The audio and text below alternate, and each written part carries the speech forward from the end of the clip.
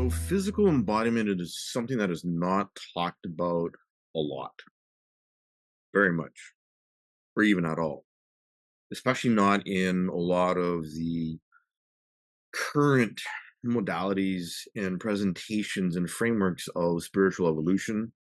Um, Ego thought analysis doesn't talk about it because that's all about mental analysis of the ego and the patterns, which is great. Got to understand the ego, got to understand the patterns. But the more you actually begin to look inside and at yourself and understand the patterns that are actually there, the more you begin to understand that it is your body that is actually telling you when those patterns are at the surface, when they are literally front of mind, or when your ego is actually trying to distract you, or your shadow is trying to hijack your process. Your body will Mhm. always tell you.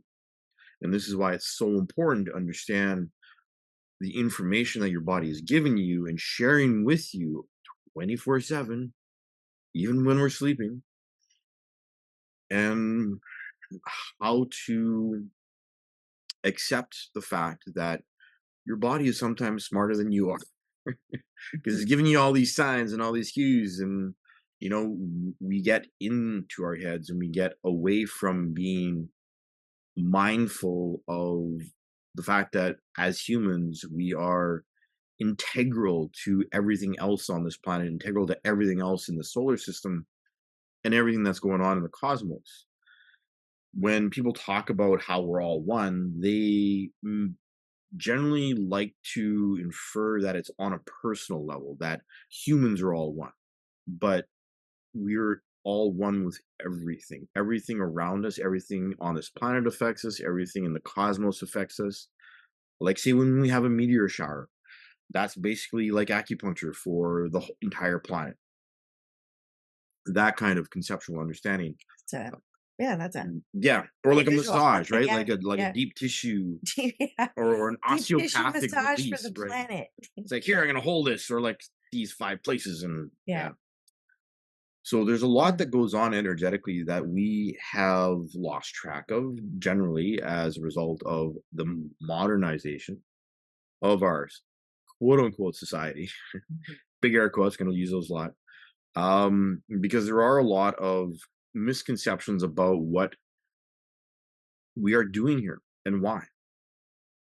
And a lot of people, we have this whole concept that's very, common, talked about an awful lot, that how, Earth is like a planet, like a school of learning.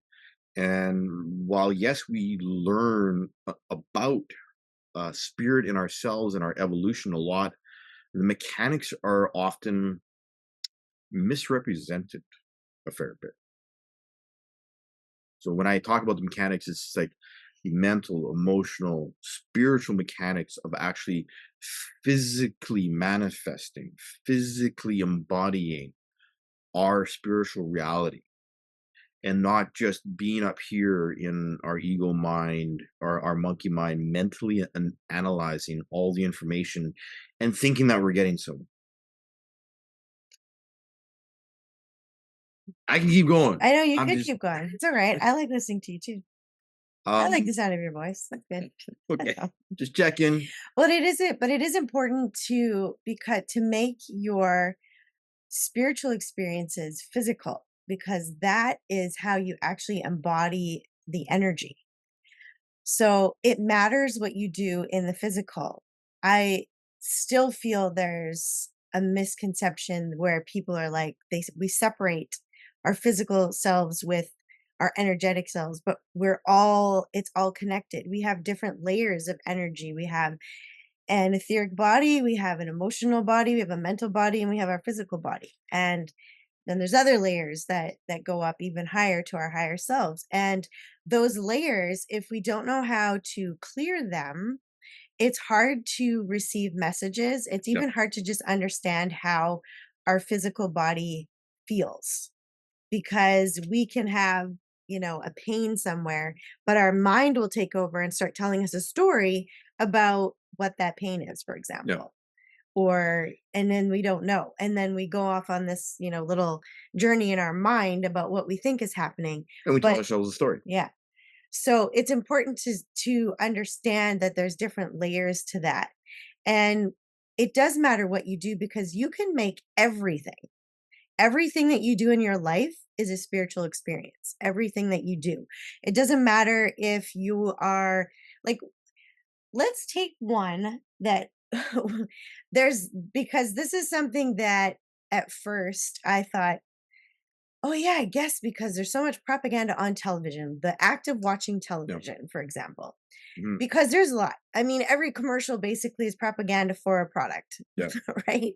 Yep. And sometimes you can feel how heavy that is just Just by by watching the watching the commercial. program. Yeah, or programs, But yes. that's also how you can enhance your physical and spiritual experience is by actually paying attention to those things. So the act of watching television isn't not spiritual because you can make it a part of your spiritual practice. It's You have to understand why you're doing anything that you do. Yep. If you come home and you turn on the TV and you just sit there for hours and it's mindless and you just are numbing yourself, well, that might be something that you want to look at Mhm. because then you're not really paying attention to your physical body. You're not listening to your emotions. You're not understanding why you might need to be checking out Yep. when you get home. Yep. And if you need to be checking out when you get home, then maybe what is happening during the day that you really want to try to escape from? Yep. It's like reading books. We can read books for our own enlightenment. We can read books for our own entertainment, but we can also use that same thing to escape. Where if we're reading incessantly because we just want to keep collecting information, or we're reading fiction and we just want to escape our own reality, well, why do we want to escape our own reality? So that's where it becomes a distinction. You can use anything that you do to enhance your spiritual practice because you're paying attention and you're observing what you're doing, what you're doing with your mind, what you're doing with your body, or what you're not doing. Yeah. Right? Maybe you need to be coming home to exercise to regenerate yourself, but instead you're so tired you just feel like you can't, right? So Go ahead. one of the things to understand about TVs, movies, entertainment, even cartoons, is that they are all there to reinforce how real the 3D world is, and that there's nothing else. That's the whole point of TV and movies and entertainment.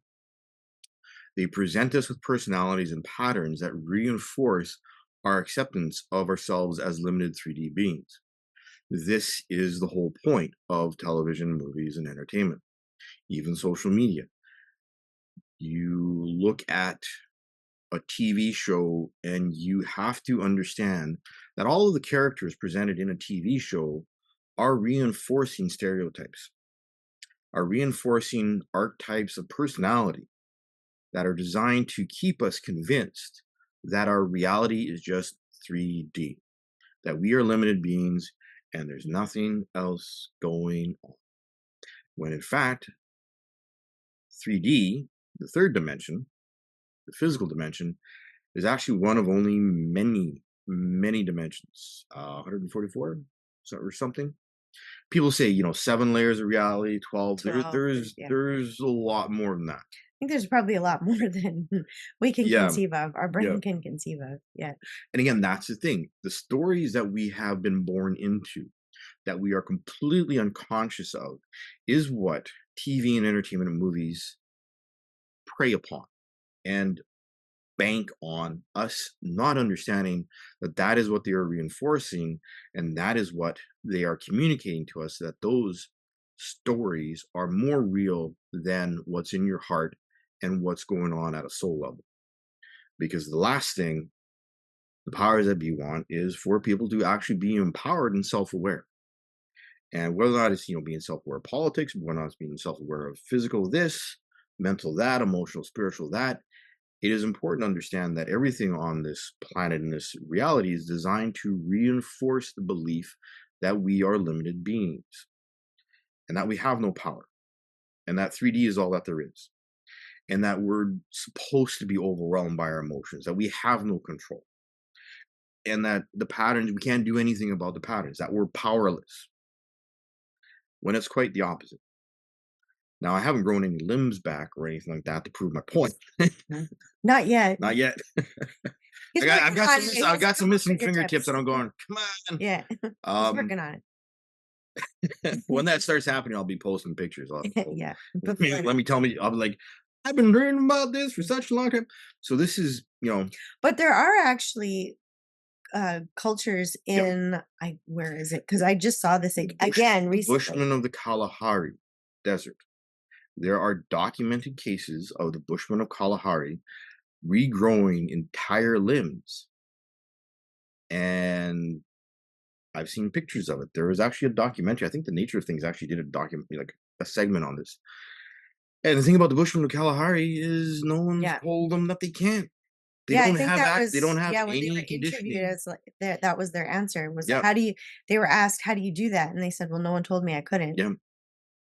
Yep. So, I always think about that because I do believe that we can do those things, Hmm. Hmm. and it's my goal. It's one of my goals from a lot of the Grow up a things that couple inches. to get taller, yeah, okay, I Sorry. suppose. In my mind, I'm 6 feet tall. I'm only 4'10". I'm See, okay being small, but and again, like we're sharing these points of reference as context for understanding the differences in realities that can actually coexist and not be compromised by conditioning. So, like the Kalahari Bushmen are a perfect example because it's doctors don't know how they do it, but they're just like, even though the doctors talk to them and say, "Well, that shouldn't be possible," and they're like, "But I did it. How can you tell me it's yeah, not so possible? it I is did it, possible. so it is possible." Um, Understanding physical embodiment is about being aware and mindful. Someone just joined us on Oh, hey, yeah, hello.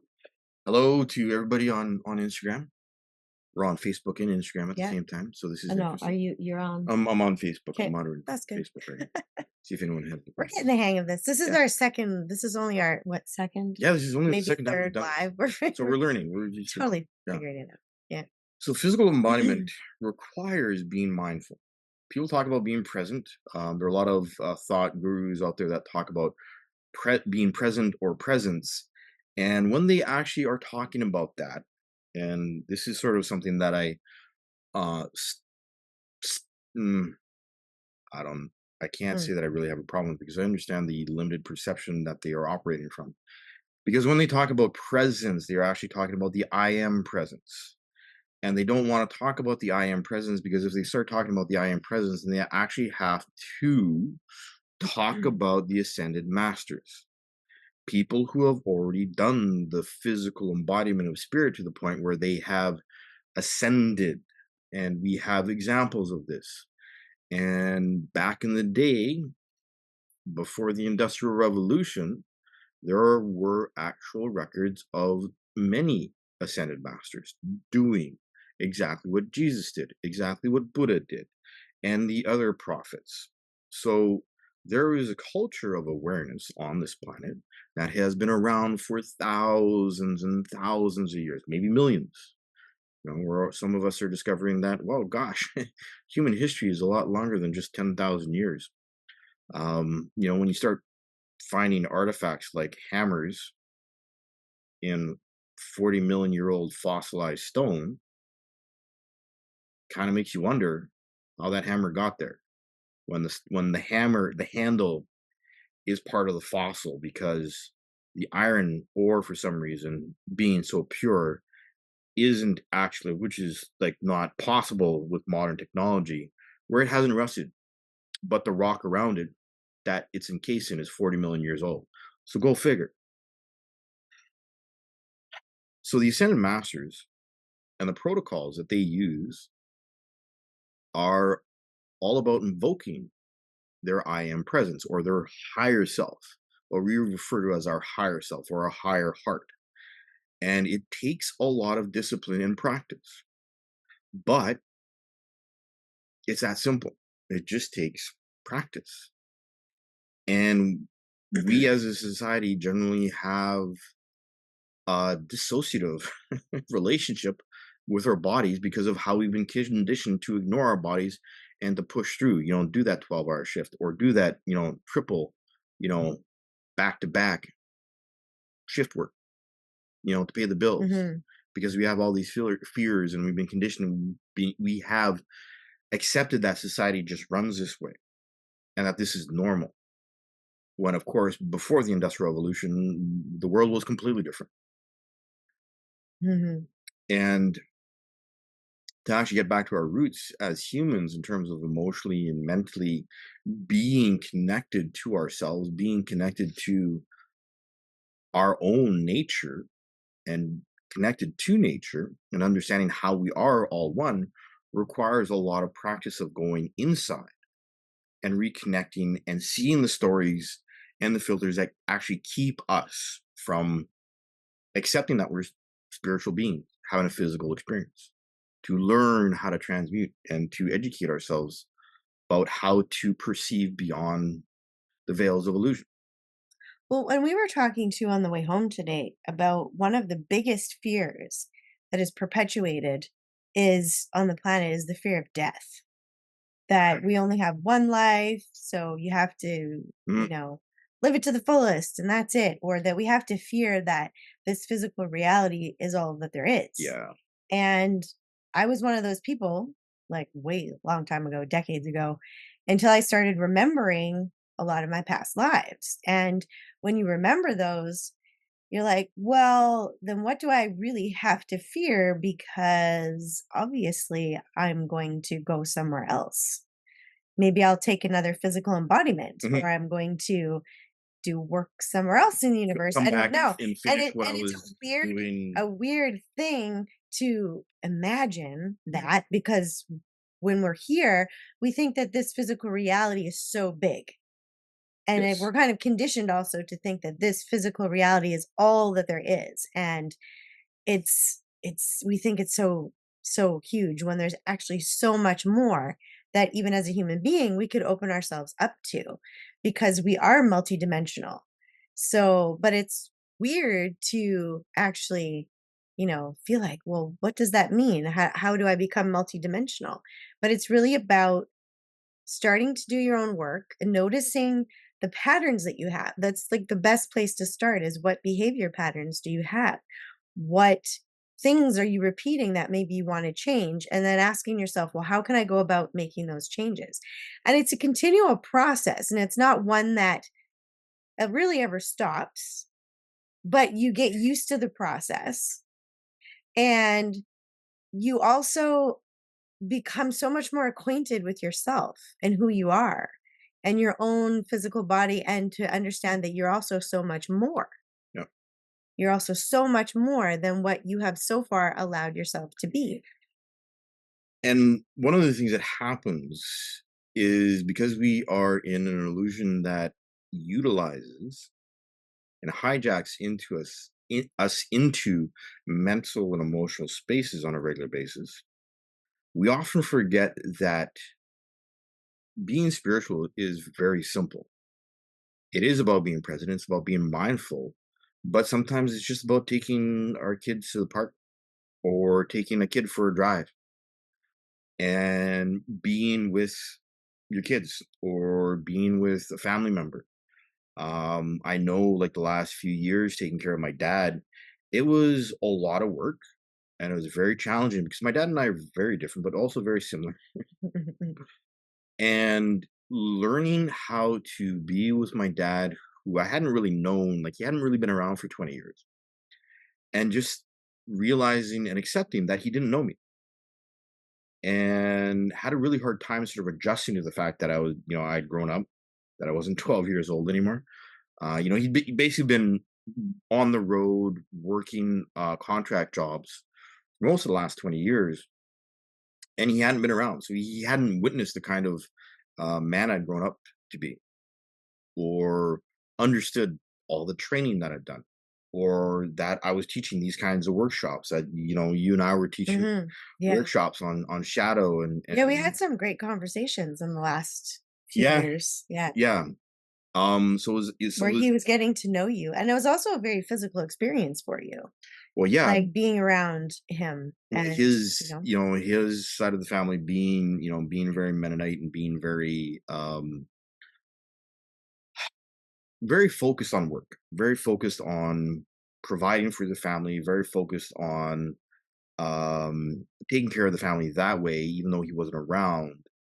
And yeah, it was very physical because he'd had a car accident, and so I needed to, basically change my life and help take care of him, and just holding space, just holding my space, not caretaking his energy, but just holding my space and standing my ground on my beliefs was a huge learning experience that helped transmute a lot of the things that he never got to talk about with his dad, or that he had an opportunity to talk about with his brother and sister. So there were a lot of conversations that he and I had that were actually profoundly spiritual because they allowed him to feel more. They allowed he and I to actually connect at an emotional level and understand each other and to witness each other's space that we were in. And this is one of the biggest things about actually being spiritual or having a spiritual life is actually witnessing your own growth and witnessing the growth of others, which is done through acceptance and allowance and the ability to feel, which again brings us back to our physical body. It is our physical Mhm. body that feels everything and brings that information into our nervous system and our brain so that we can interpret it and catalog it and understand what's going on around us. Yeah. And it's like with any loved ones, like, myself and my children have had some really tough or and important conversations lately because in the last month I've taken more time to actually transition myself out of certain motherhood roles because my youngest just graduated from high school and they're all, significant others and jobs and things like that. So for me, it's important to transition myself out of that. And that's a very spiritual experience because it requires having those conversations with myself about where maybe I've been a little stuck as a mom because I Mm. haven't transitioned, whereas my kid might have, or just where maybe one of my children, I need to transition something together and those are very physical experiences. There can be very emotional experiences, but it also teaches you so much about yourself. And getting back to something that you said before is that this is a planet really of transmutation. Mhm. Like we're here to learn how to transmute things. Yep. And we talk a lot about, we wanted to talk about embodiment because it's such a huge thing. Because to embody your experiences and to really shift your energy, you have to understand first what you're holding on to that you don't need and learn how to let that go. And releasing that from your body is going to feel different. My releasing process is different than yours. Yep. It's different than everybody here that's watching. Yep. And so, how does that feel for you when you do that? And the Mhm. more you practice it, then you learn how to that's transmutation of energy. Yep. That's how you raise your frequency, your vibration Yep. is through transmutation. Yeah. When you identify the stories and you still your mind and step into observation, that is the spiritual aspect of being human. And that is what everyone needs to understand is that stilling your mind is the key to actual evolution because when you step into observation, the more you practice it, it's just like riding a bike. The more you practice, the stronger that space becomes. And that's the simple key. And it is actually really simple, but again, it needs the practice. Like you don't need to meditate 24/7. You don't need to be in a specific bandwidth of megahertz of like cognitive function in your brain to achieve a certain space. It's much simpler than that. And this sort of goes back to like how our egos will try and hijack us or think, make us think that we're right about something because it works for us. So it should be right for other people. And if other people aren't doing it, then they're Yeah. wrong. Yeah, well, and that's everybody's spiritual experience is different. Mm. Like we teach tools to people. So here are some tools. What tools really work for you? Maybe not everything resonates, so that's okay. Yep. So you take what works and then you will maybe find other things that also work for you too. Yep. I think I feel there's a lot of right now where there's a lot of spiritual people that are like, but my way is the right way. So you have Yeah, to do it my way yeah. because this is how you're gonna, but that's a mental thing. And And then you're kind of people stuck in mental. and people who do Yeah. that are actually young on their path. They haven't actually achieved anything if they're telling people that they're right. I mean, and I can say that because I used to be there. I used to, I'm Well, like, everyone needs to do well, this. well, yeah, like when I was younger and I first started off on this path, I was like, "Oh my god, everybody needs to know this." And then you start talking about it and you find out that, oh, there's actually already a lot of people that are on this path. Yeah. I might do well to like be quiet and learn for a while and not think that I know everything yet. And this is Just because it's new to me, it's yeah. not new to other people. And this is one of the So, things that a lot of people in the spiritual and new age communities don't understand is that there's actually thousands and thousands and thousands of years of history of spiritual traditions already on the path. One of the current popular concepts is escaping the matrix. Except if you look at, the movie, The Matrix with Keanu Reeves in it, the series of movies, the greatest good that Keanu does in that movie is actually when he's inside the matrix, exerting his power as a creative being. Not when he's in Zion, not when he's on the ship, but when he's actually inside the matrix as his avatar, playing the game and gaming the system from within the matrix. So a lot of people have issue with being here because they want to escape their reality because they have some issue that they don't want to address or look at and they just want to escape. And so they focus on that and they fixate on that and they think that anything else is wrong when the only way to actually escape an issue is to deal with it. And the matrix or the illusion, the Maya that we deal with on a regular basis is of our own creation. And if we do not understand the stories that we are using to paint the walls with of our creation, of our world and our life, then we can never actually understand how to change things. So, this is why learning how to feel and being comfortable with what you're feeling is the key, is the most important thing you can do. And if you aren't comfortable feeling, then you're going to have a lot of trouble. If you're not comfortable facing stuff, it's going to be a lot harder until you are comfortable. And it just takes practice. That's also the other big secret. There's no complex thing to do other than the hard work. But that's sort of kind of the well, catch sometimes, 22. yeah, people often don't. I mean, don't because people think about hard work and it's like, oh, that's too hard. But Hmm. the thing is, it's so much harder when you don't. Yep. Because the more you practice something, like when I think about when I was a gymnast and all the things that I learned, I didn't learn all the hard stuff right away. I had to start off with all the easy stuff. Yep. And so you have to start off somewhere. And sometimes the easy stuff can feel really hard at first Yep. because you're learning something and your body doesn't recognize it, it doesn't remember, it's confused sometimes. I mean, there is a learning curve where with any physical movement, any physical activity that you learn, where your body will become confused Yep. and your mind gets confused. And that's actually a really good place to be. Because when you have that confusion, it means that your neural pathways are changing. Yep. Your body chemistry is changing And too. we always think with children, oh, at this age, are their neural pathways change. When they get to be, teenagers and they go through puberty, their neural pathways change. And then we think as adults, oh, it's fixed. And it's Yep. not. Nope. It's actually not Nope. at all. We're so much more, what's the word? Is it neuroplasticity or is that the right word? Yeah, we're much more fluid Fluid mentally than, yeah, than and we're led to believe. yeah, And that's the thing. That's a belief. yeah, If you don't believe that you can change anything, then you never will yeah. change anything. Uh, So it matters what you say to yourself and to it understand really like does. some of the things that you say. Like today we were on our way to a meeting. We won't talk about what that is about, maybe another time, but we thought, well, what can we do other than physically going here and signing petitions or doing something? Well, the one thing that we can do is invocations, or some people call them prayers, or because the more you speak the world that you want, Mhm. and you visualize it, you feel it, you speak it, you hear your own vibration, and that just even is just for your own life. You're sending that out everywhere. Yeah.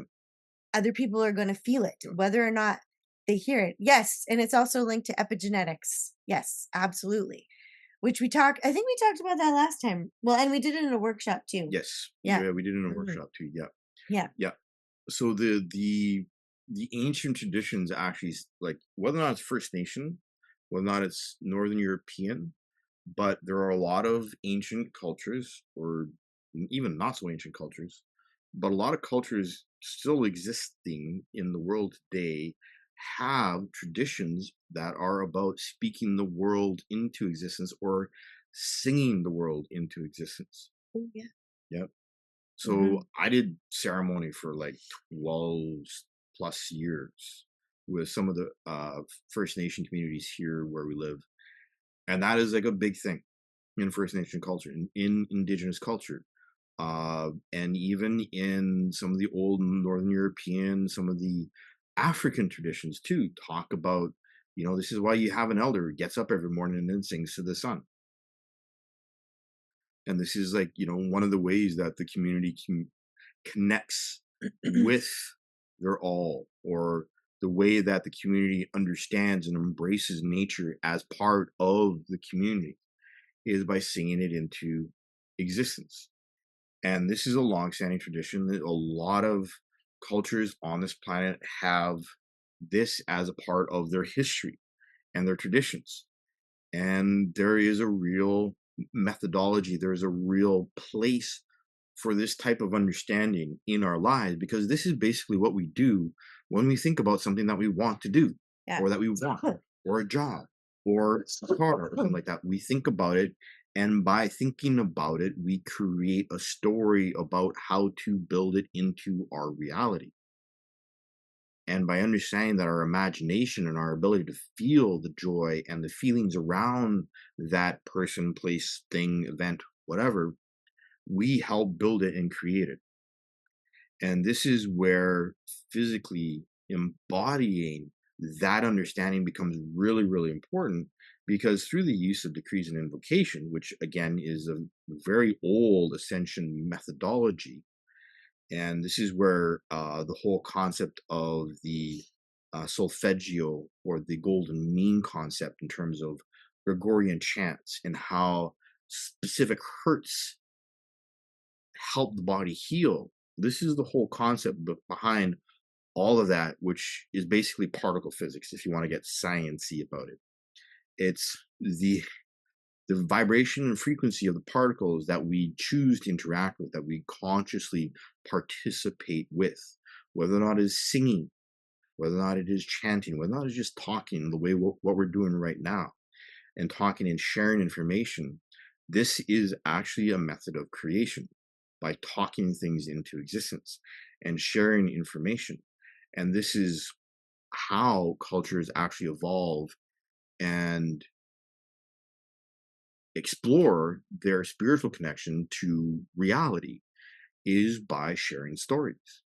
And this was, back in the ancient days, let's say the Bronze Age or even the Middle Ages, you have where you would have heralds from one kingdom go to another kingdom, and they would have stories. No, Sorry. Knocking over. they would have stories that they would share. Like when two kings were meeting for the first time, they would actually have heralds tell their story as a way of communicating, or they themselves would get up and they would talk about their story so that people would have a point of reference for their culture and their people. And this is something that's been going on for a long, long time.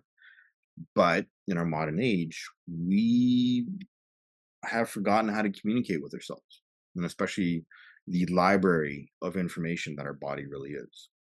Yeah. That's good. Okay, let's take some questions because we do want to get to the meditation part too. Yes. So there's one question here. Mhm. How does the saying, be careful what you wish for, apply to manifesting? It's a good question. Thank you. Do you want to start? Um, sure. I'll start or you You start? start. Me start? Okay. So For me, that means that you want to be very specific in what you are asking for. Let's take, for example, that you want to be in a relationship. Well, you need to be specific in what kind of relationship that you're looking for. Yep. Because if you say, I want a romantic relationship, that's a pretty broad thing. Mhm. And you could find that.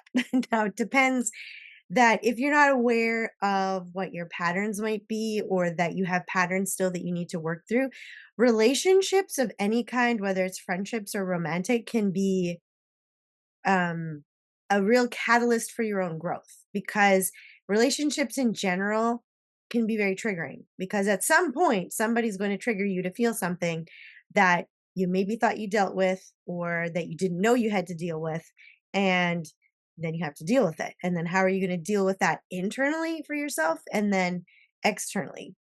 So being very specific in the kind of relationship that you want, that if you want a healing, loving, Mhm. supportive relationship, so it's important that if you're going to speak these things out loud or write them down, that you're very specific in what you're asking for. Yep. Because if you're asking just for something very broad in general, you're going to get it. It just Mhm. might be not what you want.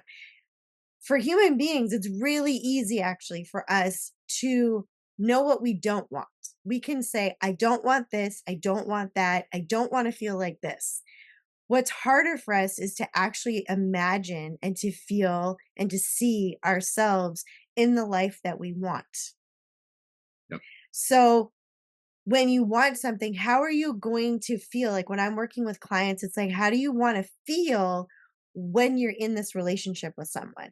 Well, I want to feel that we can hang out together and silences are normal, that they're not awkward, Mhm. or that I can talk about my day, or we can take space sometimes, or that we enjoy reading. Maybe we don't have to read the same things, but we can talk about those things.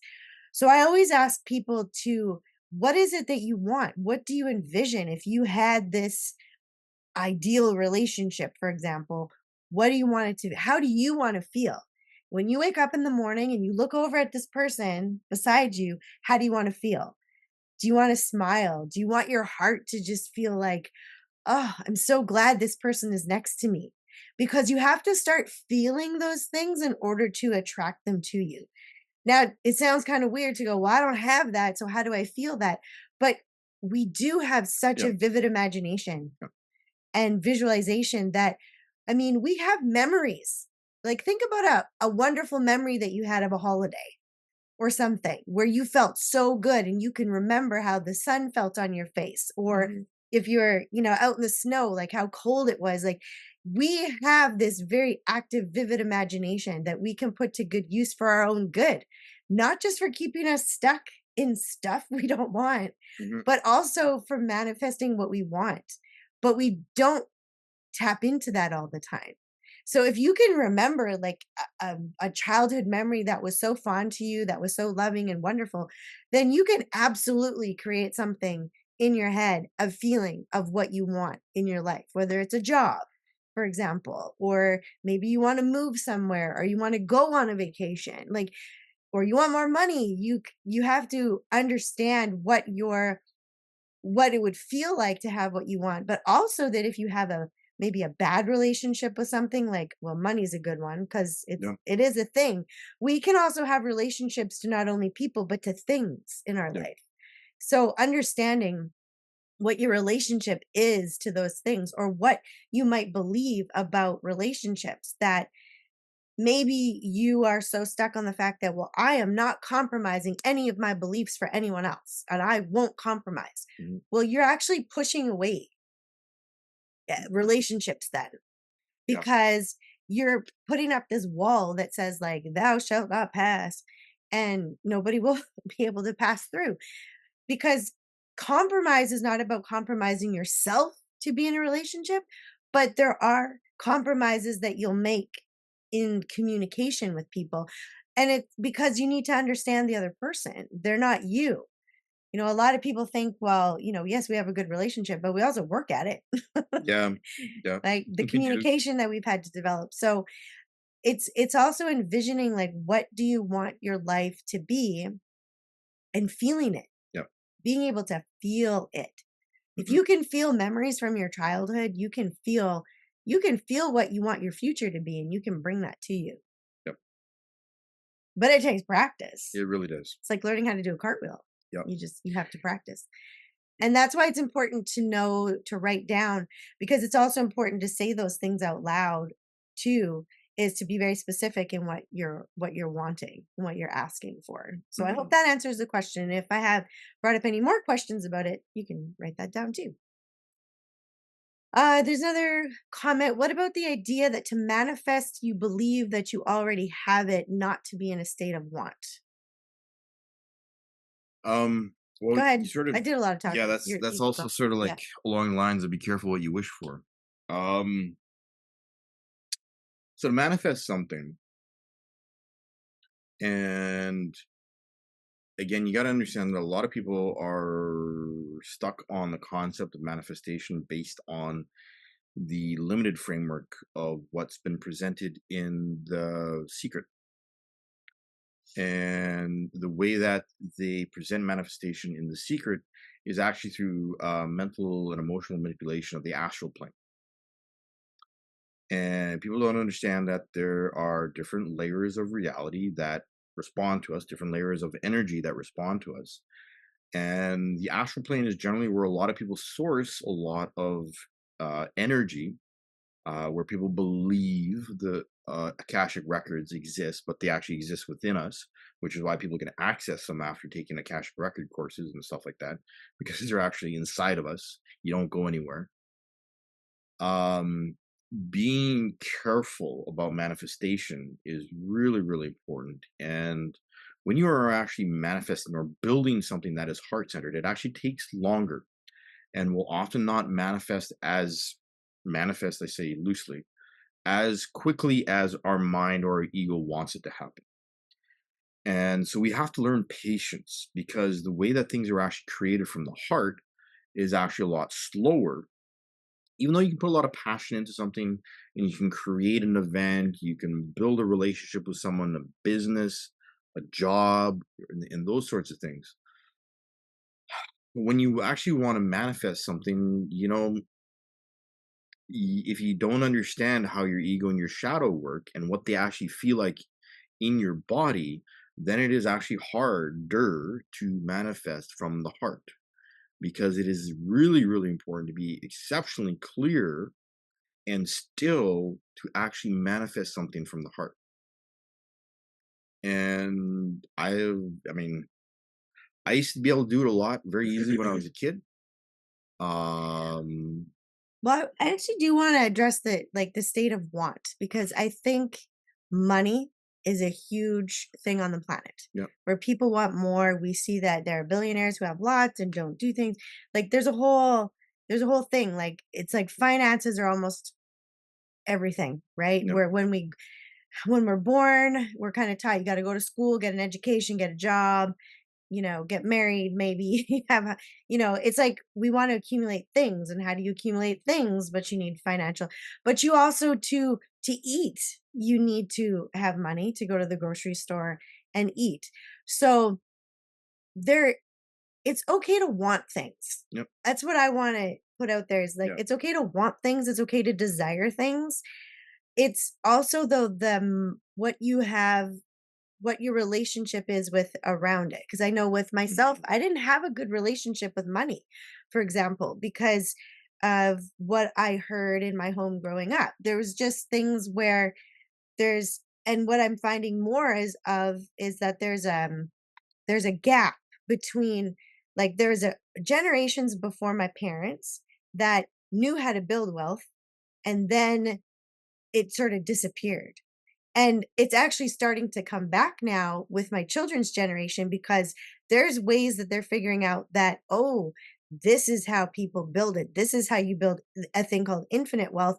And they're now teaching it to me because I'm like, yeah. But there is like a couple of generations of gap for some yeah, people, because we were just it's very incrementally done, but it can be very quickly done sometimes to convince people that you either can't have this or that you're middle class, or you hear all kinds of things. And so you have to really look at what is your relationship with the thing that I want. Do I want this because I believe it's going to make me happier, more successful, blah blah blah? Do I have a good relationship with that thing? Yep. Because the Yep. relationship that you have with a thing or another person is always very telling about the relationship you have with yourself. Mhm. So it's okay to want things, especially things that are important for our just our everyday physical, having a Well-being. roof over our Yep. head. Yep. There's nothing wrong with needing a job or wanting a Yep. job for that. No. So the believing that you already have it, this is okay. I'm going to try to explain this because this was a very important thing that was explained to me. And I love to pass this on to people. Is that when I say I am wealthy, there could be at one point, there was a part of my brain that did not believe that statement because in that moment, it wasn't true. I didn't have a lot of money in my bank accounts. I didn't have, you know, certain things. I mean, I'm still learning how to build that better relationship with money. So when a statement that you say is not true, it's your subconscious that is hearing that and saying, that's not true. That is not the message I have. That's not the message I'm going to keep telling you. So you have to learn how to bypass your conscious thinking mind to get to the message that your subconscious is actually sending to every cell of your body. Yep. So, what you need to do is say things to yourself like, I am creating infinite wealth for myself, because that is a true statement to your subconscious. Your cells, your body, your vibration can get on board with that. Yep. So, this is why it's very important to be specific in what you say. And some people go, oh, well, that's a future statement. But in a second from now, that is the present. Right? Yep. So it's you're Yep. saying it and then you're Then you're leaping there. forward Yep. into that next moment. Yep. So or what else could you say? Or I am creating I don't know. I am creating wealth and abundance and There we go. opulence in my life that I Yeah. accept unconditionally. I consciously There accept you this. go. I consciously accept this done right now for Right fucking now. fun. Yeah. So what Yeah. what you're saying is like there's nothing wrong with want. There's nothing wrong with desire. It is the projection and the ego need to control the outcome that is the problem or the catch 22. So and we have this dichotomy where a lot of spiritual traditions tell us is like you need to get rid of all of your desires because your desires your desire for desires your need to desire something is what's holding you back. And actually, it's wrong. It's not your desire that's holding you back, it's your ego attachment and your projection. Because your projection and your judgment of how things should look or should be, that is actually the barrier to actually having that thing. And this is how our ego and our shadow keeps us from actually embodying and manifesting.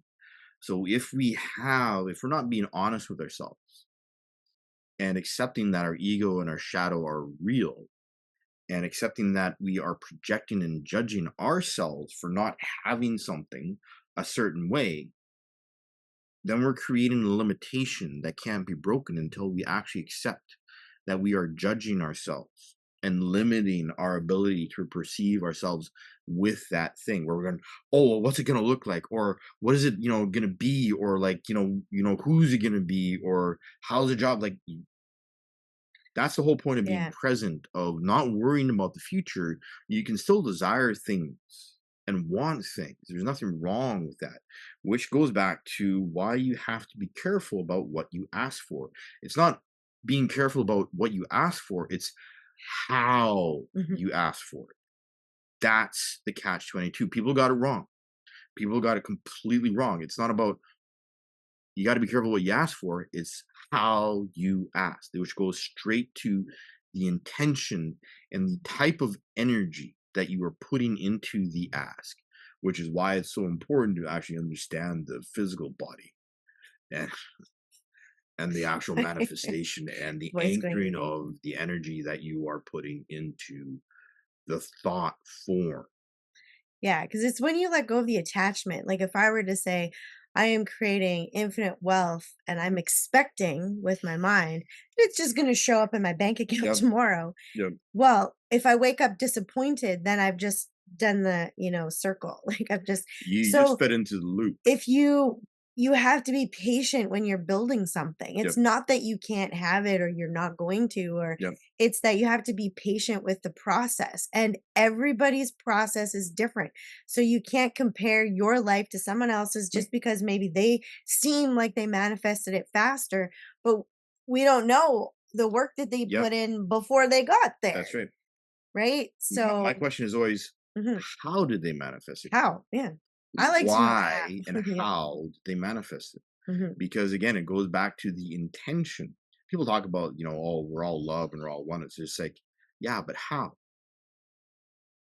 How Yeah. is that true? Why specifically is that true?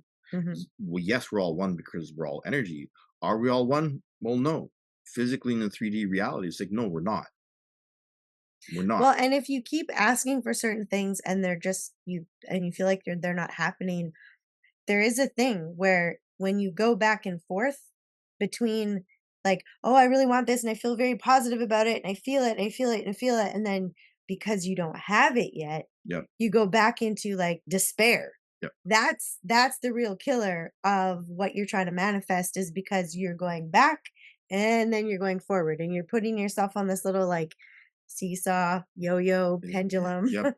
Yep. And that's, and for me, I can attest to that, that's been a part of my journey big time, is being on that pendulum, because I feel very motivated, very positive about things, and then something might trigger me and then I'm a few steps back. Yep. And I had to learn how to go, and still, like, my brain will still with certain things be like, all of a sudden be like, "Well, don't you think you should worry about this?" And then I'm like, "Oh, this is where I just stop that train." Yep. And then I go back to, what do I actually say to myself? How do I And why? reprogram And that, why? and ask why? Yep.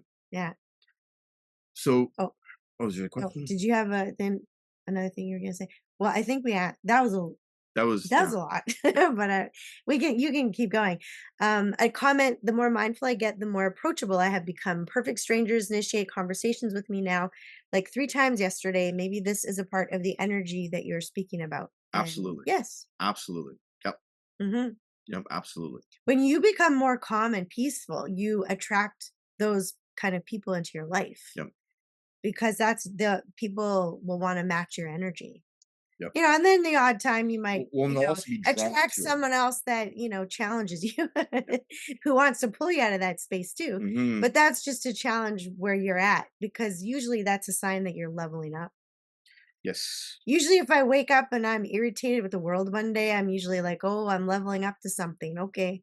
So Okay. this is a Got, got, got to purge this is those. a test today to be mindful about Yeah. what's Yeah. what's happening, or what's going on, or maybe I just need to spend more time with myself." And Yeah. yeah. So going back to the whole embodiment thing and the wanting and being careful with, what you wish for is all about feeling. This is why understanding and being aware of the body is so important. Why having a physical discipline is actually way more important than sitting and meditating. And spending time with the body in motion allows us to understand how we can maintain our center and stay mindful when we are moving about in our daily lives. And this is sort of a crucial element. This is actually an aspect that is trained in formal Zen Buddhist training, where you sit and you meditate until it's easy. And then what you do, and I believe in the Zen dos, is called session, Japanese word for moving and breathing, where you learn how to walk mindfully. And it takes a lot of practice to go from sitting to moving. And the whole point of meditation is to progress and to not stay stuck sitting, but to be able to carry that space of calmness and awareness and mindfulness. And I'm not talking about presence. Don't get me started about presence. Keep Being mindful and being physically in your body, physically connected to your immediate reality, is what is needed to actually understand the information that your body is processing, and where your energy actually is. Whether or not you are in your head, whether or not you are stuck in duality, the swing of the pendulum, that's what I wanted to talk about. Is the swing of the pendulum that we're talking about in terms of how we get emotionally triggered or emotionally overwhelmed, and we go back and forth between hope and despair. We go back and forth between, joy and despair, or love and hate, or love and judgment, love and fear. Really, those are the two modes of operation. And most people sort of like are vacillating between the two, or they constantly have one inside of them trying to convince them that that feeling is right. Where you really want to be able to stop the swing of the pendulum between extreme emotional states. Wanting something is fine, but what is the emotional energy behind it? What is the state of your mind when you actually look at that thing that you want? Do you immediately fall into despair because you don't have it, or do you immediately get super excited because you want it? It's there are spaces of extremes that we immediately, naturally, unconsciously fall into without actually understanding what they're doing to our energy field and why. And it's really, really important to understand how to step into observation and to practice. Oh, literally pick up something that triggers you, watch something that triggers you, just so you can observe your mind. This is actually something I used to do an awful lot of. And it really, really works. And this is why TV is actually a really good tool, because you can watch a myriad number of different programs that will potentially trigger you or make you uncomfortable or cause you to act in Yeah. disdain or in judgment.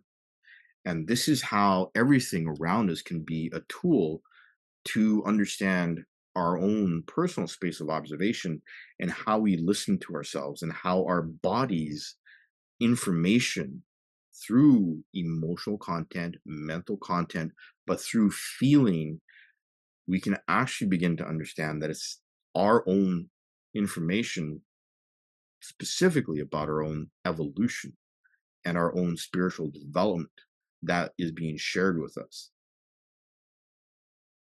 And I had something I was gonna say. Oh, okay, good, because I forgot for a second and I thought, "Oh, no." Also, that to leave it on this note is that we're here in life to have fun. Yep. Like, we're here to play at life. So when you're not feeling playful or joyful, ask yourself why. We tend to become adults and then stop playing. And it's like, but why? Why do we not play? Why are we not enjoying and just feeling so joyful about our life? Yep. So if there's something that brings you joy, like one of the things that we like to do is that if we have a favorite movie, or like there's a thing that we have gone a couple of times to the actual movie theater Mhm. to enjoy like The something, actual physical because experience. other people on the planet enjoy putting those things together. Entertainment itself is not a bad thing. That's right. It's how you use it, and do you use it to enjoy part of your life Mhm. or to hold yourself back? Yep. Because, I'm an author. I write because I love to write, and Mhm. I love when other people get to read my work and they enjoy it. And of course, I don't want people to use it for, for escaping, but I'm also not responsible for that. Yep. But writing is something that I love to enjoy. Just like all of the things, I can't think of anything that I do in my life right now that I don't enjoy. I enjoy everything that I do. And I think that's important for you to find. It doesn't matter what you do if you enjoy it, Yep. because your joy is the thing that is more important to spread out to the world than the actual job itself. Yep. It's the joy that you Yep. bring to it. Yep. This is There's this. another question. What's the question? What if watching TV triggers you, but instead of being able to see that, the ego takes over and you create more drama? How do you keep the presence not to be pulled into the reactivity? Wiggle your toes. Well, yeah, really try. Well, and actually yesterday that was the thing that I said, like you can train yourself that if you need soothing, like to rub your fingers together and Yep. just like remind yourself that, okay, I'm okay. I'm fine. I am okay. I do that a lot because sometimes I'll have emotion come up or I'll have, when I'm processing things where I don't know what it is. I just know that I feel irritated and or I'll feel physically um like nauseous or Mhm. something or like one night, was it last week or this week? I can't remember. But I woke up in the middle of the night, just had to go to the bathroom, no big deal, but came back to bed and I'm like, all of a sudden I had a headache. And then I was annoyed that I had a headache because I couldn't go back to sleep. And then I was like, oh wait, this is processing. Yep. This is something I'm processing. And then I was like, well, darn it, what am I processing? Because I'd really like to know so I could go back to sleep. But I didn't know in the middle of the night. And I just went, well, okay. And so what I did instead was I just went inside and I said, you're okay. I am okay. I am fine. I'm okay. And I was actually with that soothing, I was able to cry in the middle of the night. And I went, and then I felt better. And then I was able to go to sleep. Still don't know specifically what it was about, but it was just energy that had to Mhm. move. And sometimes you don't know, and that's okay. Yeah. Yeah. And it depends what you're, when you're watching TV, if it's a show, like there are things like I don't like horror, so I can't watch. Those are not that does not bring me joy whatsoever. So I don't watch. There are things, psychological things. I'm like, no thanks. Some of the things going on in the world are enough for me. I don't need to. Yeah. So it depends how it triggers you. And I know for me as a mother, I think one of the things that has always triggered me and kind of still does, and is missing children documentaries or things like that, or women being attacked or assaulted. So I am aware that those things happen in the world. I choose not to watch those things on occasion. I have been known to, people will come home and go, "What are you doing?" I'm like, "I'm watching a true crime documentary because I'm challenging myself today." Yeah. But but sometimes when I'm in the space, I use that to understand other people's behavior because you can feel where someone's ego comes in. You can feel how you can just feel different things about why they chose the things that they chose. And, but there are certain things where I just don't watch because it's not for me and it'll trigger me and I don't need to do that. One way to So, get over that, oh, okay. and this is what I did when I was Still younger. not going to watch horror though, but Well, one uh surefire way to get over that is to force yourself to watch it and to observe what your mind does. yeah, it's the observation of the mind. Yeah. Yeah. And again, this is again goes back to embodiment. The only way to actually understand your information and why you feel certain ways is to actually you can deliberately trigger yourself. When you know that something makes you uncomfortable, go and Mhm. experience it in a controlled fashion. This is one of the reasons why having a physical discipline is so important. One of the reasons why I love qigong and the martial arts is because that baseline, that constant feeling of understanding where my body is through sheer repetition. And this is why watching TV and movies is actually really good because you can watch something over and over and over again to understand the feelings that it triggers inside of you. And this is how TV and entertainment can actually be used as a way to understand things that trigger you and why and what your system does. Uh, Well, it's even also, food, yeah. even Yeah. food for that matter. Well, it's also important too, like, sometimes you need to be in touch with certain emotions, Yeah, and that includes the emotions that you don't wanna feel. yeah, So, if you're always avoiding being triggered, there'll be something in your life that will eventually trigger you. yep. Entertainment can be one way to do it, which is why sometimes, like, I do watch those crime documentaries because as a therapist, I want to understand how people, because it has happened to me earlier in my life where when you have no point of context and somebody manipulates you, for example, how to help people, um, like, understand how they were manipulated, Hmm. Hmm. because when you have no context for that or just that kind of energy when you're not that kind of Yep, person. So there are times that, yeah, I will watch those because I want to learn about human behavior. yep. So there is another question. So what is the link between embodiment and Lionsgate?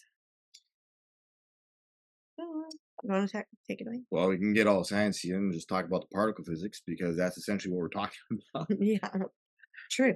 The Lionsgate portal is the alignment with Lyra, the Sirius star system. So what we're getting on Lionsgate is a lot more intense influx of certain types of particles, photons and ions that actually accelerate us as humans. So this influx of charged particles engages and interacts with our nervous system, with our physical body, and shares information from the center of our universe.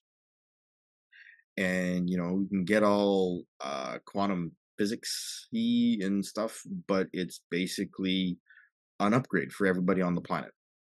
And because of the alignment of the star systems, our star, our portal, and the other stars in the Lyran star system, the Lionsgate, we are getting more galactic information, more universal information each time. And this is one of the things about being on this planet is that we are designed as beings to access information because there's so much information on this planet at this time in each of our bodies that the Lionsgate will actually accelerate our vibration and our frequency, and it will also cause us to be triggered, possibly, but to have memories or movies, stories that we've told ourselves that are no longer conducive to our growth Mhm. to get purged from our system. Anger, jealousy, anxiety, other things. Even like little stories that we told ourselves when we were kids that we don't understand the relevance of how like deeply impactful they've been.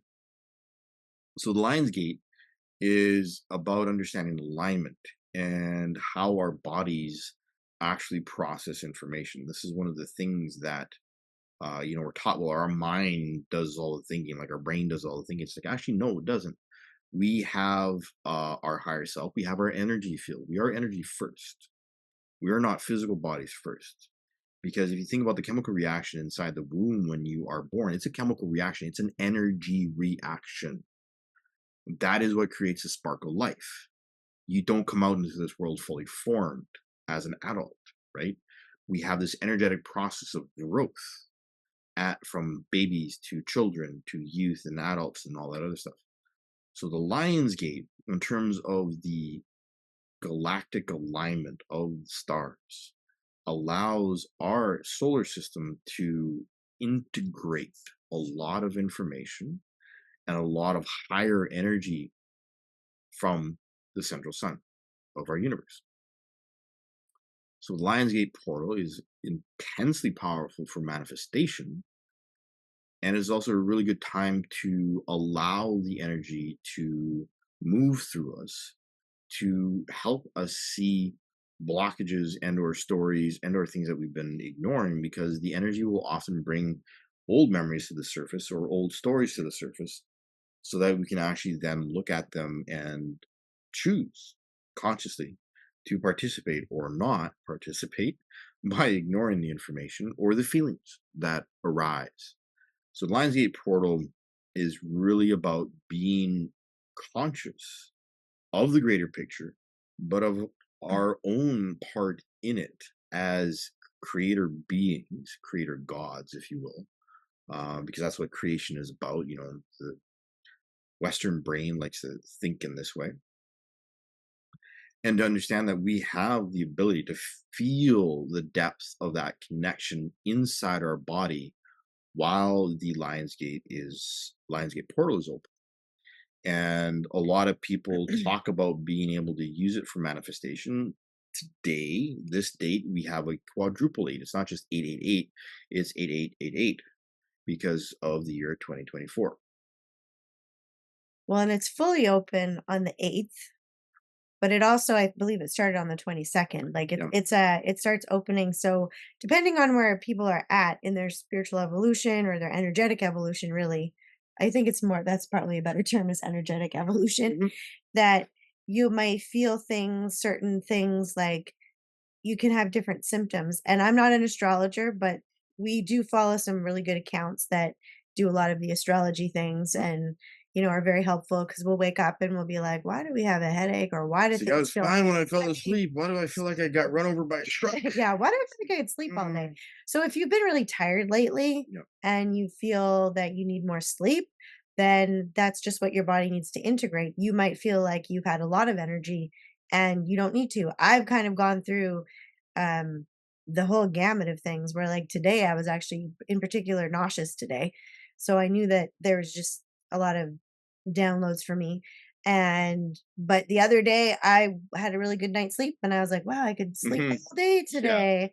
And then other days I've had so much energy. I'm like, let's go, let's do this, let's do that.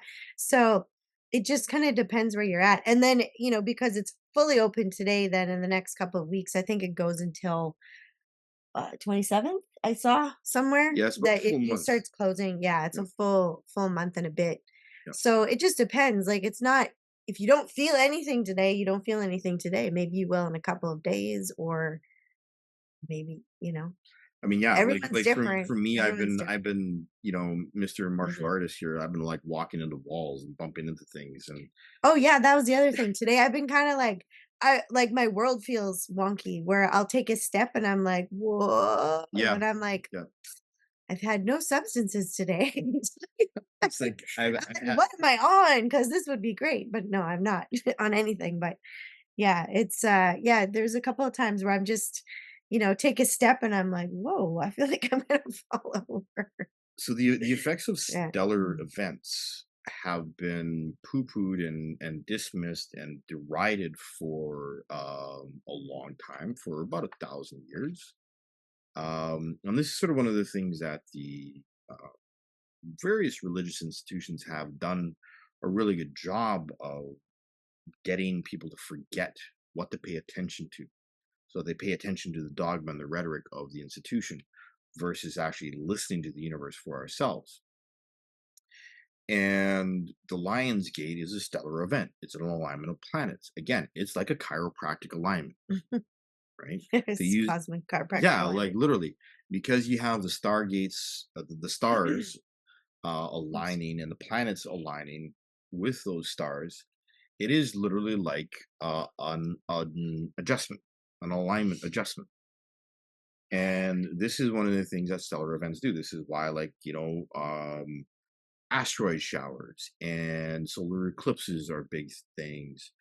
And because after the Lionsgate, I think in a week and a half or 2 weeks, we have six planets lining up with Earth. Yeah, and then we had a new moon not long Yep. ago, and then Yep. there'll be another. Yeah, there's a lot of, and it always feels like there's something. Yeah. And a lot of a lot of the things you can use anything for manifestation. It's not just today is Yeah. the Exactly. day Yeah. that you're Yeah. gonna manifest things. It's Because to yeah. actually manifest something requires the ability to be still, requires the ability to listen to the body. And it's not that it has to be perfect. You have to be able to listen in order to feel and to bring forth the joy and the love that will actually help manifest things. And yeah, like even though today is, 8888, you don't need to rely on this one day specifically to get all your manifestation things happening and To get it going, all going today. because the whole point of spiritual evolution is to understand that you can manifest and create and play with your reality anytime you want, Anytime. any day. You can change your reality second to second. Yeah, absolutely. But you have stellar events that open up specific alignments that cause an influx of energy that people can integrate and use to transmute Yeah. barriers to Yeah. manifestation. So that's That more why people a lot can. of people consider the Lionsgate portal to be exceptionally important for manifestation, is because it's such a huge influx of positive energy that we can actually use to our own benefit if we're conscious, which is one of the things that decrees and invocations really help with. Mhm. So there's another question. How I'm assuming how long will your tiredness last, or is it like a hangover that wears off? Yeah, it's sort of like I'll wake up and I'll feel like, wow, I could keep sleeping, but my body will wake me up at the same time every day. So will get up, and once I get up and get moving and I do a bit of exercise and stuff, I may not feel it, and then maybe later on I'll be like, "Oh, yeah, I'm still feeling a little." It's, it's a different kind of tired than being exhausted. Like, when Yeah. you're physically exhausted or mentally exhausted from something, it's a little bit different. For me, it kinda comes and goes. It's like this afternoon I came home and my son needed to go driving and he had an errand and I was like, I am going to have a nap. I don't feel good. I need to lay down Yep. and present same way. Yeah, I feel weird today. Like if you feel weird today, because I felt, yeah, like a kind of a weird sensation, like, things are, yeah. It I can't tell you how long it'll last for you because I'm yeah. not you. So, Yep. I mean, you might wake up tomorrow and be okay Yep. and fine, and so will I. Have a good night's sleep. Yeah, some people might need a Yeah. couple more days to integrate and feel Yeah. sluggish or Mhm. hungover, quote unquote. Yeah. Where you feel like you need a little bit more time. Yeah. Yeah. Yeah. And that's So I when had a meditation. I laid down with my singing, or not singing bowls, tuning yeah, fork tuning fork meditation, meditation. and I had a deep dive in there for about a few minutes. It's a 30-minute meditation thing that I do. And yeah, went somewhere on a little journey for about 5 minutes and then I was back. So, well, thank you everyone for being here today. If you have any other questions, you can put them in the chat and we can try to answer them also in an email. We'd like to do a meditation now because you've all hung out with us and stuck with us for this long, and thank you very much. Appreciate seeing all of you here today. It's wonderful. So, shall we begin? So, what I'd like you to do is wherever you are, just to get comfortable. If you're sitting down, put your feet flat on the floor. If you want to lay down, you are welcome to lie down. Make yourself comfortable. Just don't cross your legs or your feet so that you can ground a little bit more and not have the energies crossed. So, just take a moment to get comfortable. And as you relax more into the space where you are, start taking some deep breaths. And with each breath you take, relax more and more into yourself. Make each inhale a little longer and each exhale a little longer. Feel your belly and your chest filling up with your breath. And as you exhale, letting it all out nice and slowly. Feeling gratitude for yourself and loving yourself. Thank you for being here today, to learning more with us.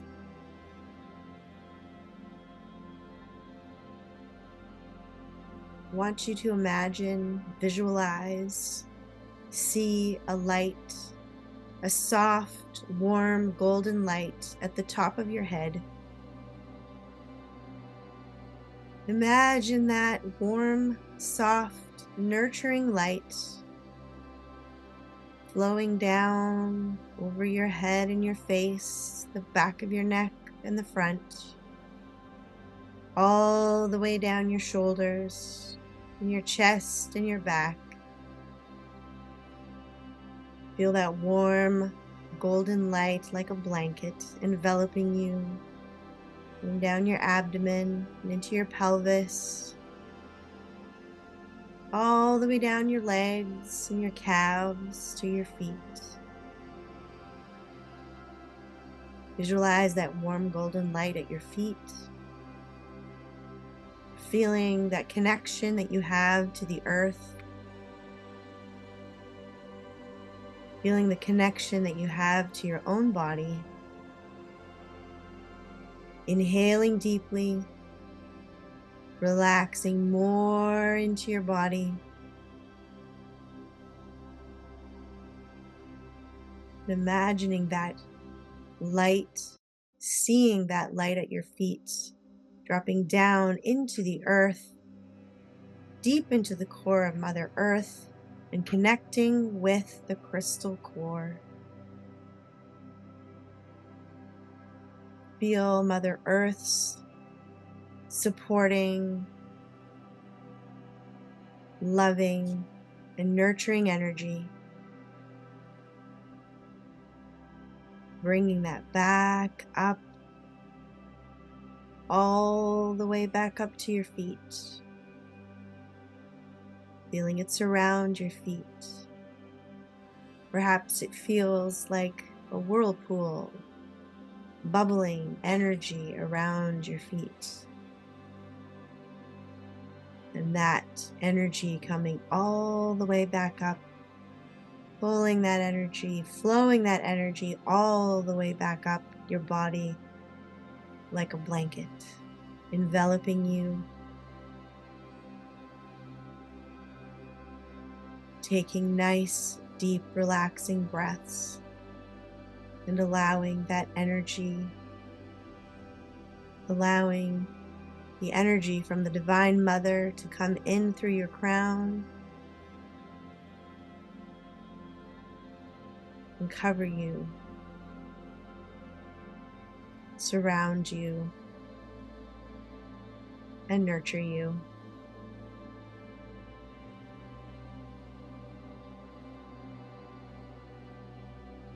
Further amplify this meditation, we're going to do an invocation.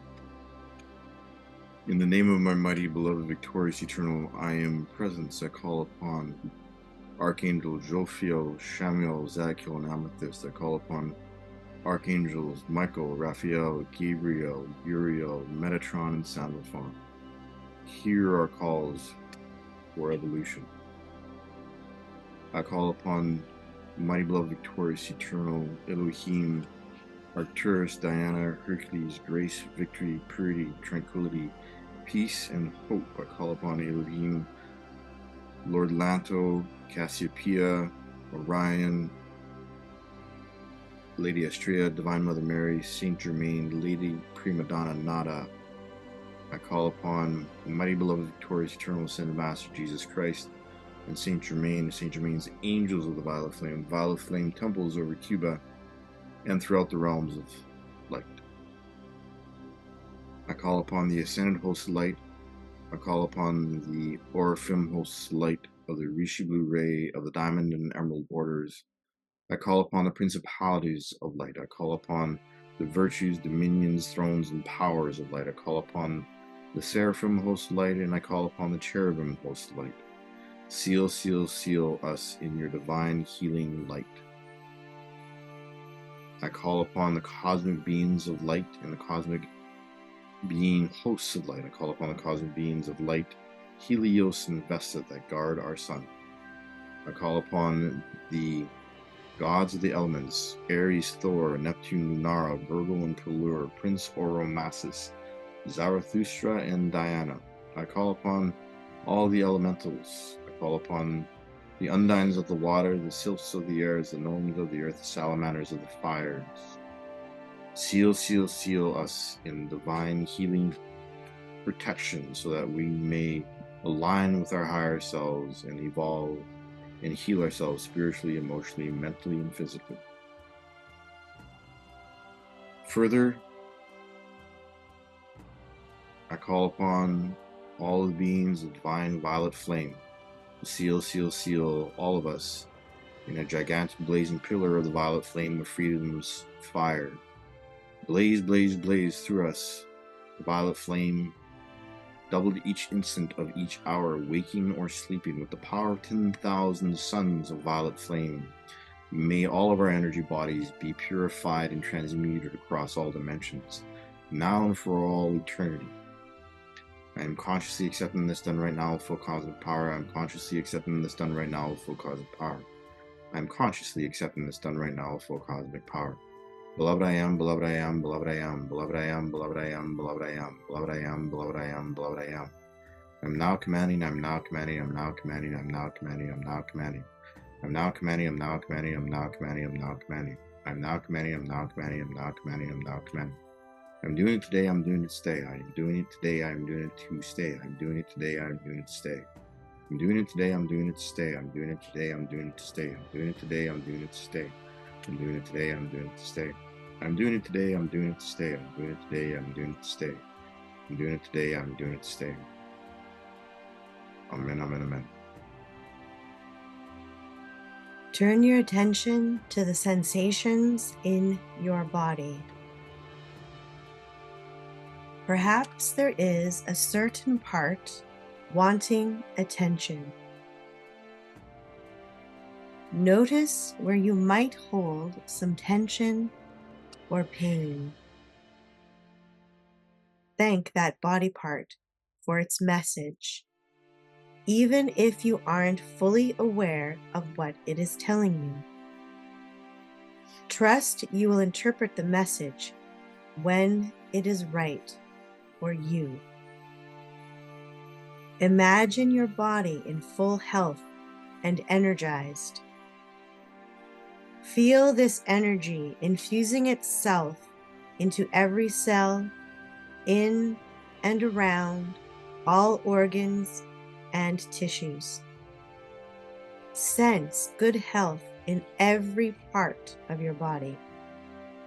Accept healing to any part that needs more love and nurturing and support.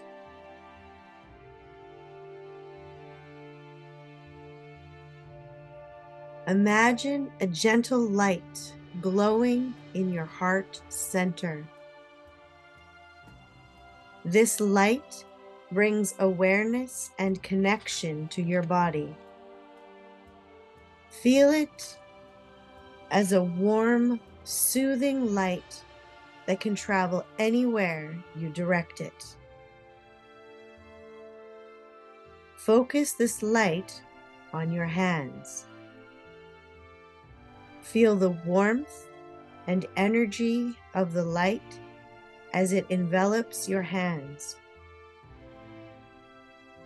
Notice any sensations you might experience. The feeling of the air against your skin, the texture of your palms, or any subtle vibrations. Whatever you feel is unique to you. Allow this light to move up to your forearms, your elbows, and your upper arms. With every breath, deepen your awareness of the sensations in these areas. Notice any feelings, perhaps of warmth or coolness or tingling. Embrace these sensations as part of your embodied experience. Allow the light to continue its journey to your shoulders, neck, and head. Feel the light, bringing a sense of relaxation and ease to every part of your body.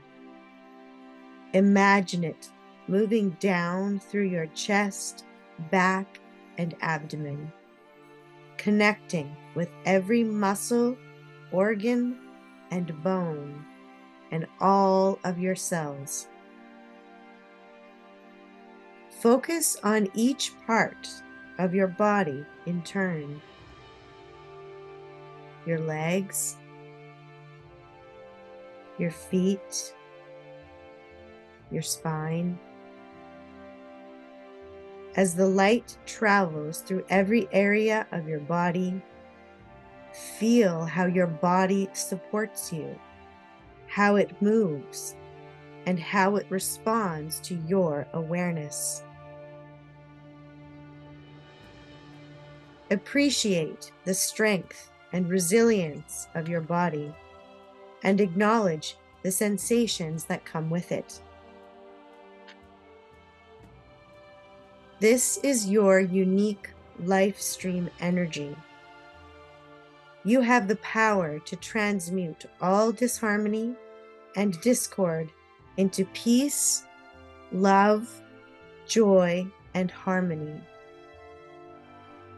Imagine this warm, loving, supportive, and nurturing light is helping you to integrate the awareness of your body into your daily life.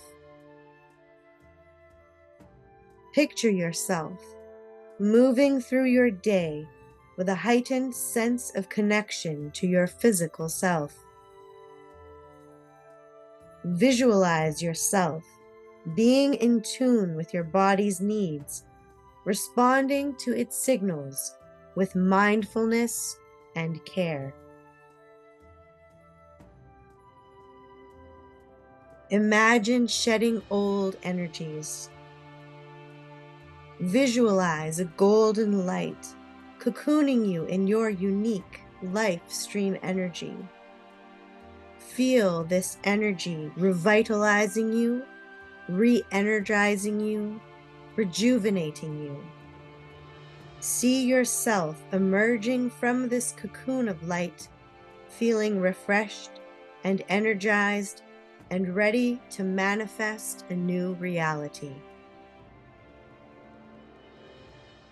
I have the divine ability to manifest what I desire. I am trusting in myself and the wisdom that created me. I am deserving of experiencing divine abundance, for I am a part of creation. I am aware of my surroundings, and I am aware of the connective energy between me and my world. The divine creative power within me brings to me all I want with happiness, love, and peace. I am expressing the energy of unconditional love to all people and all things in my life, including myself. I am trusting in the universal infinite intelligence to bring my desires to me in just the right way at the right divine time. I am thankful for all I have received so far and for all I have yet to receive. Each day, I am increasing my awareness of the divine power within me. I am able to feel the beauty, grace, and love that directs my life and fulfills my deepest desires. Know that this sense of embodiment will remain with you as you go about your day, allowing you to move with grace and confidence. You are fully aware of your body and its sensations, and you honor and respect your physical self.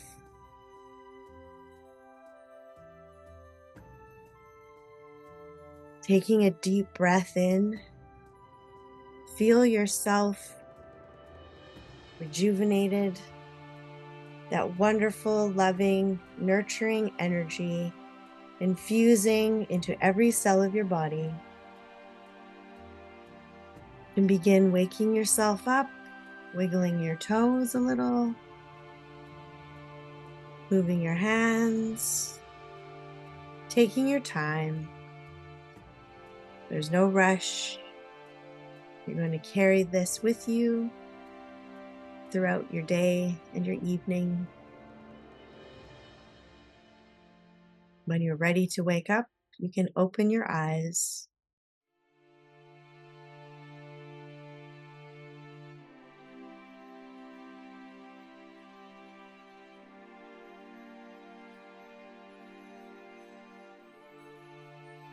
Thank you to everyone who has joined us tonight. We appreciate your presence.